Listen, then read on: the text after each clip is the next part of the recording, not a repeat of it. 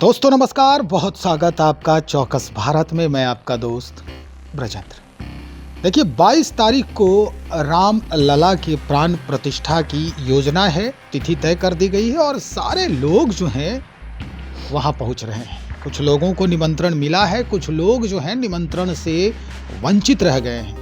अब इसके पीछे की पूरी कहानी क्या है ये जानना बहुत जरूरी है। एक तरफ सरकार सेंसस की बात कर रही है, कास्ट सेंसस की बात कर रही है, दूसरे तरफ अगर देखा जाए तो महामहिम राष्ट्रपति को भी न्योता नहीं दिया गया है, ऐसी सूचना आ रही है। इसके पीछे क्या कुछ वजह है ये जानना बहुत जरूरी है और यही जानने के लिए आज हम यंग ब्रिगेड के जो यंग ब्रिगेड है सेवा दल कांग्रेस के, उनके जो प्रदेश अध्यक्ष हैं आदित्य पासवान, उन्हीं से हम आज मुखातिब हैं, उन्हीं से आज बातचीत करेंगे। कैसा लग रहा है आपको ये जानकर कि रामलला का प्राण प्रतिष्ठा हो रहा है 22 तारीख को? देश के जाने माने हस्ती वहाँ पहुँचेंगे। एक ऐतिहासिक कदम है भारतीय जनता पार्टी के द्वारा। देखिए, पहला तो है कि मंदिर निर्माण जो हो रहा है वो भारतीय जनता पार्टी के द्वारा नहीं हो रहा है। एक सुखद अनुभूति है देश में सनातनियों के लिए जो रामलला के मंदिर का निर्माण हो रहा है, लेकिन उसके साथ दुखद पहलू ये है कि साथ में जो देश की जो प्रथम महिला है, राष्ट्रपति महोदया हैं, उनको निमंत्रण नहीं देना। तो भारतीय जनता पार्टी जो कहती है और करती है वो दोहरा चरित्र बार बार अपना उनका सामने आता है। राष्ट्रपति महोदया को नहीं बुलाना ये एक देश की एक महिला का अपमान है। जब भारतीय जनता पार्टी महिला सशक्तिकरण की बात करती है, देश की पूरे आदिवासी समाज का ये घोर अपमान है। देश की प्रथम महिला राष्ट्रपति महोदया द्रौपदी मुर्मू जी को नहीं मिलाना, उन दुर्भाग्यवश जो महिलाएं विधवा हो गईं, उन विधवाओं का अपमान है।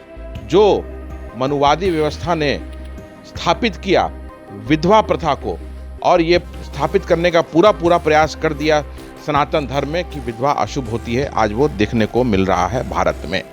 तो ये महिलाओं का, आदिवासियों का और दुर्भाग्यवश देश में जो महिलाएं जो विधवा हुई उनका अपमान है ये। तो ये चरितार्थ करता है कि भारतीय जनता पार्टी जो महिला सशक्तिकरण की बात करती है, महिलाओं को आत्मनिर्भर और आत्मसम्मान वाली बात जो सिखाती है, वो बिल्कुल गलत है। हम इसकी भर्त्सना करते हैं और हम कंधे से कंधा मिला करके महिला सशक्तिकरण और उसकी लड़ाई में हम साथ देने को तैयार हैं। सनातन को लेकर लगातार इंडी गठबंधन की तरफ से जो बयान आ रहे हैं, क्या वो उसी का दुष्परिणाम कहा जाए?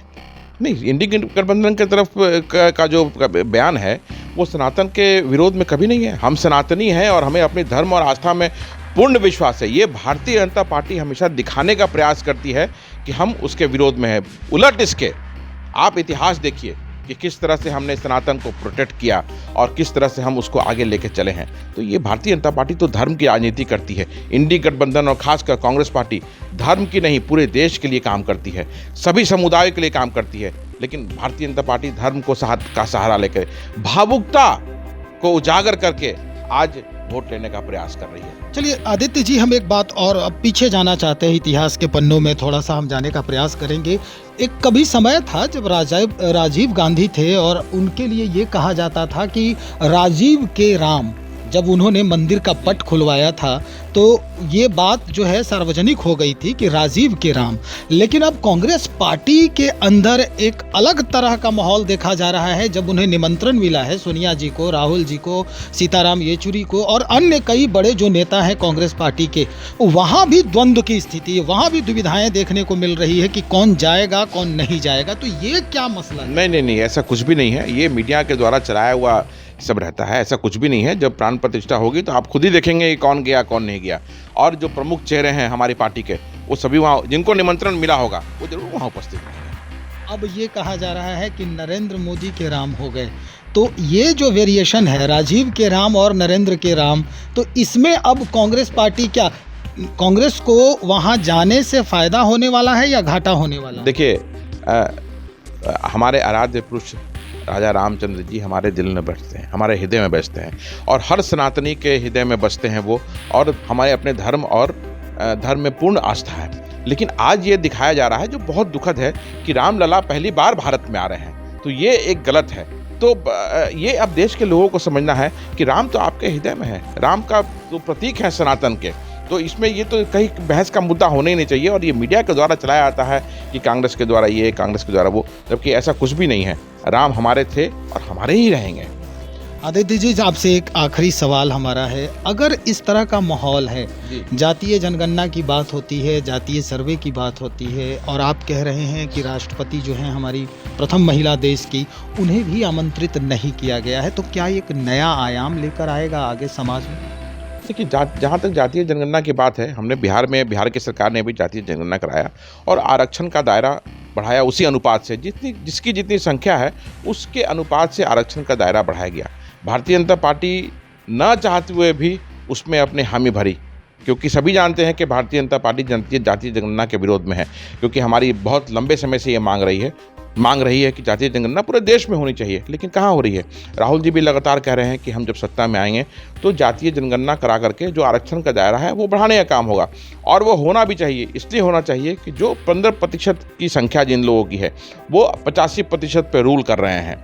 तो ये कहीं से कोई न्याय नहीं है, क्योंकि जब तक हमारा जो संख्या बल है, अगर हम 80-85% हैं तो हमें उस 15% की जगह को पूरा भरना होगा। और हम जो देश के जो मुख्य पद हैं जो वहाँ पे हमारा जो रिप्रेजेंटेशन है वो होना ही चाहिए।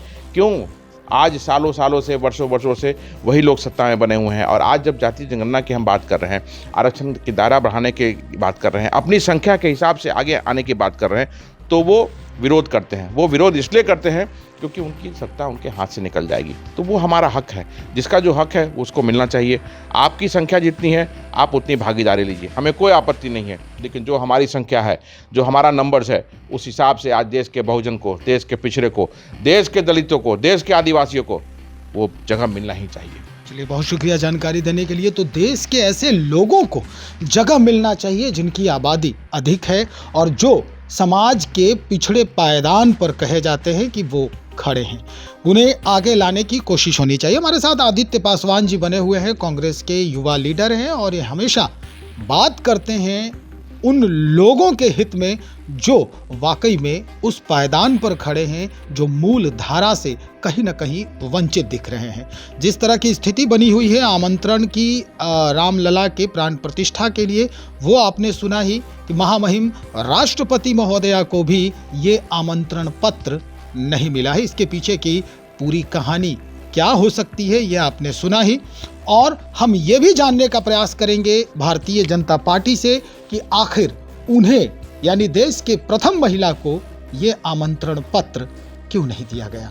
इंतजार करें, बने रहें हमारे साथ। बहुत शुक्रिया।